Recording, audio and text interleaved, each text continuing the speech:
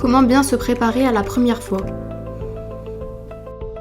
Dans cette vidéo, tu trouveras les infos sur l'aspect psychologique et relationnel des premières fois. Et si tu veux des conseils pratiques, tu les trouveras dans une autre vidéo.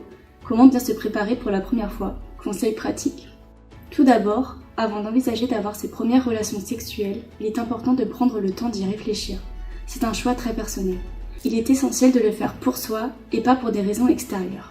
Par exemple, le faire en espérant que cela va rendre l'autre amoureux. Ça ne marche pas. Ou pour lui faire plaisir alors qu'on n'a pas envie en réalité.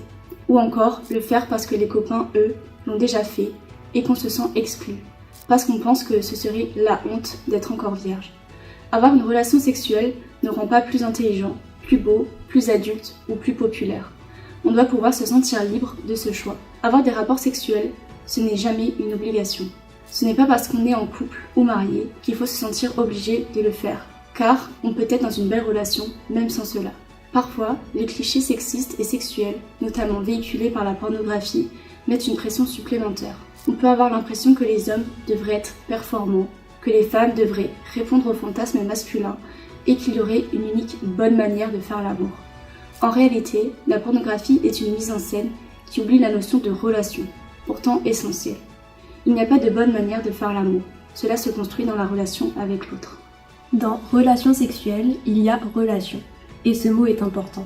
Même si ce n'est pas une relation amoureuse, il faut qu'il y ait une vraie bienveillance, de la confiance mutuelle et un dialogue possible. Cela permet de parler avec l'autre de ce que l'on ressent, de ce que l'on veut ou pas, sans se sentir jugé ou sous pression.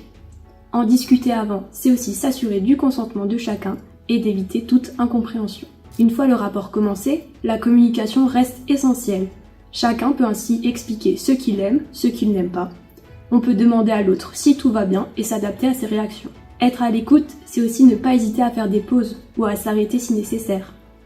La relation sexuelle, ce n'est pas faire quelque chose à quelqu'un, c'est partager quelque chose ensemble.